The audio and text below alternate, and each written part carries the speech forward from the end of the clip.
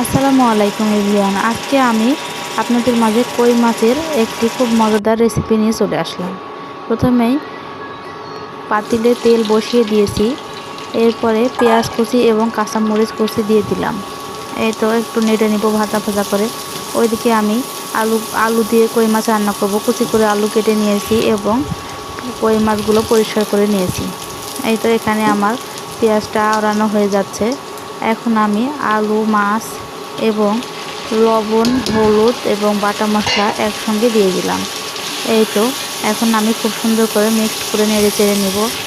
সুন্দর করে নেড়ে নিয়ে মশলা দিয়ে মাখিয়ে নিব। তো মশলা দিয়ে মাখিয়ে না হলে এখন আমি পরিমাণ মতো পানি দিয়ে দিব। এই তো খুব সুন্দর নেড়ে চেড়ে নিতেছি। এখন আমি সুন্দর করে পরিমাণ মতো পানি দিব। পরিমাণ মতো পানি দেওয়া হলে ঢাকনা দিয়ে আমি ঢেকে দিব। কিছুক্ষণের জন্যে ঢেকে দিয়ে আবার একটা বলক আসলে আমি সুন্দর করে ঢাকনাটা উঠিয়ে নিব। এই তো আমি পরিমাণ মতো পানি দিয়ে দিলাম। এখন আমি ঢাকনাটা দিয়ে ঢেকে দিব, একটু নেড়ে ঢেকে দিব। এই তো সুন্দর করে ঢেকে দিলাম। এখন আমি একটা বলক আসার পরে ঢাকনাটা উঠিয়ে নিব। এই তো উঠিয়ে নেওয়ার পরে আমি একটু নেড়ে দিয়ে আবারও ঢেকে দিব।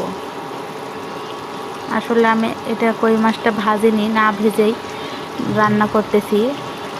খুব মজার লাগে এই খাবারটা আমার কাছে। আপনাদের কার কাছে কেমন লাগে অবশ্যই জানাবেন। এই তো আবারও আমি একটু নেড়ে নিয়ে আবার ঢেকে দিব। আসলে শর্টকাট রান্না করতে চাইলে আমি এভাবেই রান্না করি।